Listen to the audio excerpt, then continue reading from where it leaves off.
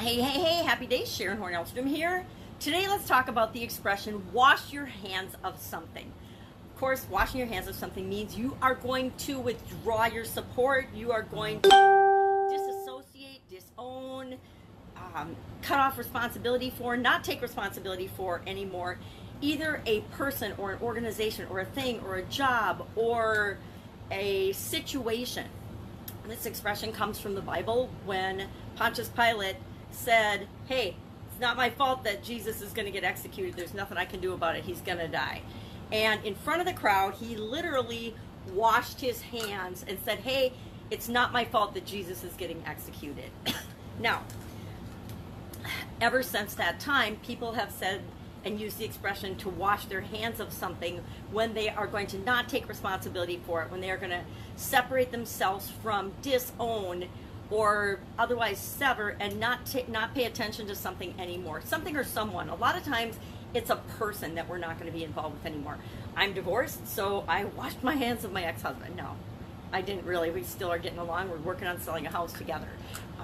But I have washed my hands of certain people, certain organizations, certain situations in my life and in my past. We all do that. We all grow things.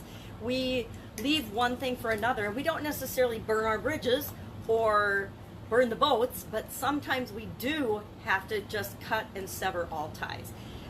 In our businesses, one of the most important things to look at and pay attention to, and it's really hard for us as entrepreneurs and business owners, especially when we're trying to grow and supersize our business, is our relationships with our customers.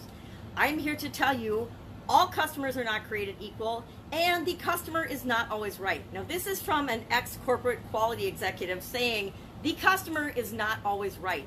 If you have a customer that is causing your organization so much trouble and so much grief that you're not making any money in them, your people are dissatisfied and unhappy, you know you're serving the wrong customer, and you're better off washing your hands of that customer, severing your tie with that customer, and serving people that you're here to serve, that you're more meant to serve. It is a challenge, though. I actually, my Italian food business, we were running and clipping along, and I had a customer who actually represented about 80% of our gross revenue, and put up with them because I thought we had to. And they started to get ridiculous and demanding and unacceptable to work with. They expected us to actually lose money on their account. And, you know, that's not a business. That's not even a hobby. That's stupid. And after a year of working with them and trying to change, it was actually longer than that, but after a year after I said, hey, we're not doing this anymore, I ended up having to fire that customer and let that customer go to other vendors because they were causing us 98% of the problems and drama in our organization, and it wasn't worth it anymore. Within 3 months, we replaced that volume and ended up going on to increase our business much more without that customer. And I'm sure they thought that when we lost them that we'd be out of business, and that just wasn't the case. When you're not serving the right people, sometimes you have to wash your hands of them. Same with our relationships. I was in a really bad business partnership.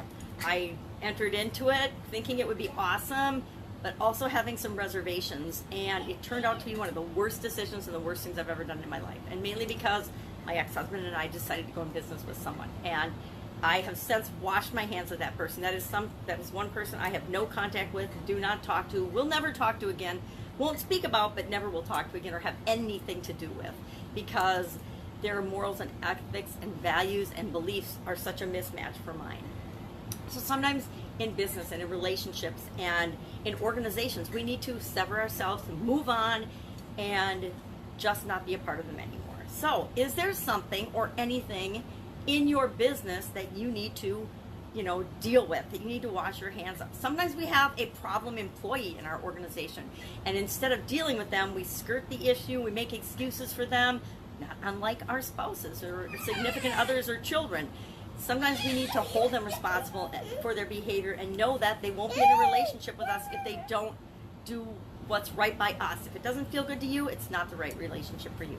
So if you have any examples of where you've had to wash your hands of something, someone, some organization, I've had values mismatches with places that I've worked before, and I've had to leave that organization because their values turned out deep down to be slightly different than mine. But we just need to do that as we personally grow and develop. 4-year-old granddaughter. We need to do those things. I would never wash my hands of her. Anyway, go out, make it an awesome day. If you have any examples or stories about washing your hands of something, I would love to hear those. Share those in the comments below, or feel free to direct message me.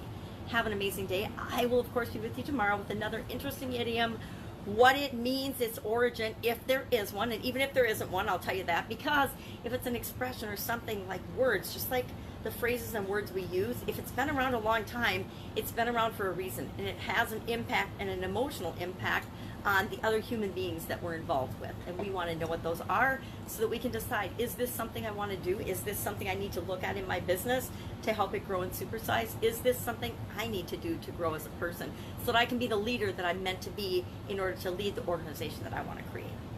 Have an awesome day. Catch you tomorrow.